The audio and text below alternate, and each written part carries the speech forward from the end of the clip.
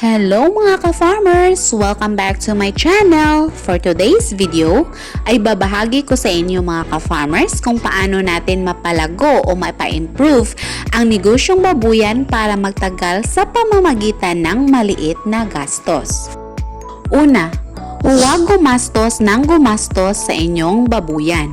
Suriing mabuti ang production at sistema sa pagpapakain para ma-maximize ang efficiency sa babuyan mga ka-farmers. Dito sa amin, isa sa paraan namin para makatipid ay hindi muna kami gumamit ng dekuryente na gamit tulad ng pressure washer. Nagmano-mano po kami sa pagpapaligo ng baboy at paglilinis ng kulungan. Ikalawa, pakainin ang tamang dami ng feeds ang mga baboy. Ang feeds mga ka-farmers ay aabot sa 65% na gastos sa babuyan. Ito po ang pinaka-main expense kung magbabuyan tayo.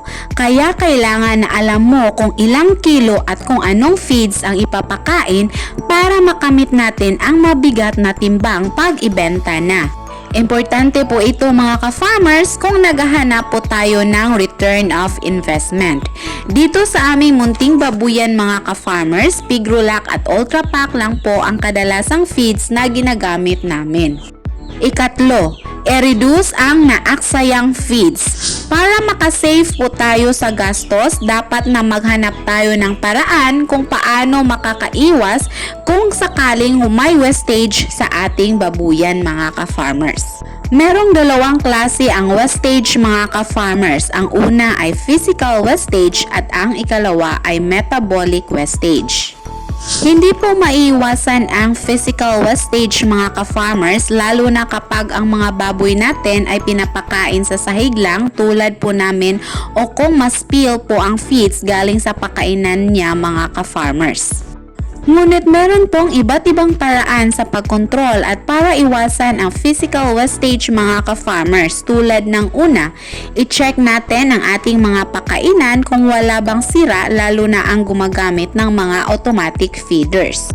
Ikalawa, kailangang iwasan na masayang o ma-spill ang feeds habang nilalagay natin sa kainan. Ikatlo, kailangan na walang matitirang pagkain dahil kapag mapanis po yan, hindi na po yan pwedeng ipakain sa baboy mga ka-farmers. Lalo na po yung mga ka-farmers natin dyan na tulad namin na magpapakain po sa gabi, make sure na mauubos po ng ating mga baboy ang binigay nating feeds mga ka-farmers.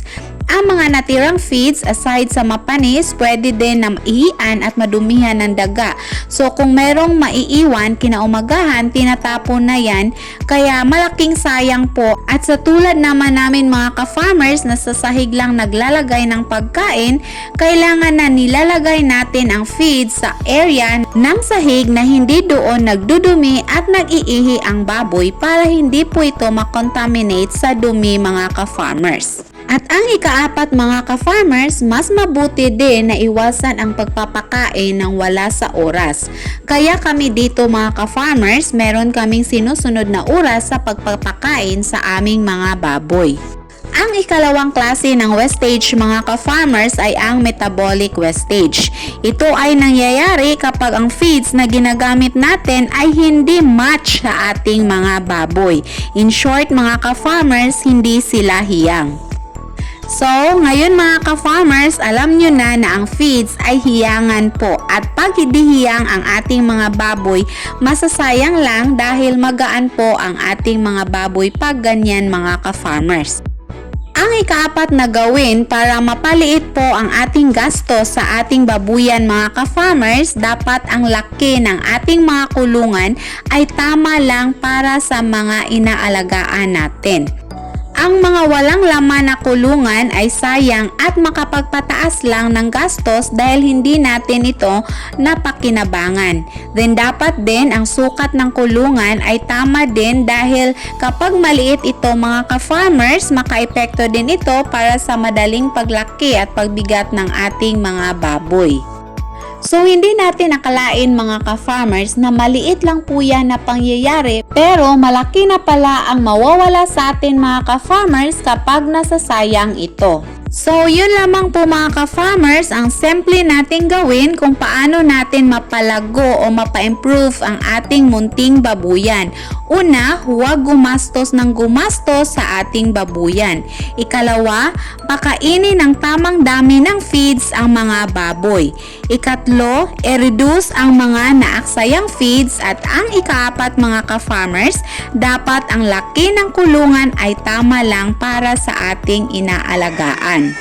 At huwag nyo din kalimutan mga ka-farmers ang dalawang paraan ng wastage, ang physical wastage at ang metabolic wastage. Lalo na po ang metabolic wastage mga ka-farmers kung saan kung hindi hiyang ang ating mga baboy, sayang lang po ang pinapakain natin dahil maggagaan lang po yan. So, kung meron tayong pinapakain na feeds at napapansin natin na hindi hiyang yung ating mga baboy mga ka-farmers dahil mabagal po yung kanyang paglaki, dapat ilipat po natin agad. Makikita po natin yan sa katawan ng ating mga baboy. Sana ay meron po kayong natutunan sa videong ito mga ka-farmers. Huwag nyo lamang pong kalimutan na mag-subscribe at i-click ang notification bell para kayo po ay palaging updated sa ating mga bagong farming tutorials na i-upload. Huwag nyo din pong kalimutan na mag-like, comment at share para malaman din na iba nating mga ka-farmers. Thank you for watching! Happy farming! Bye-bye!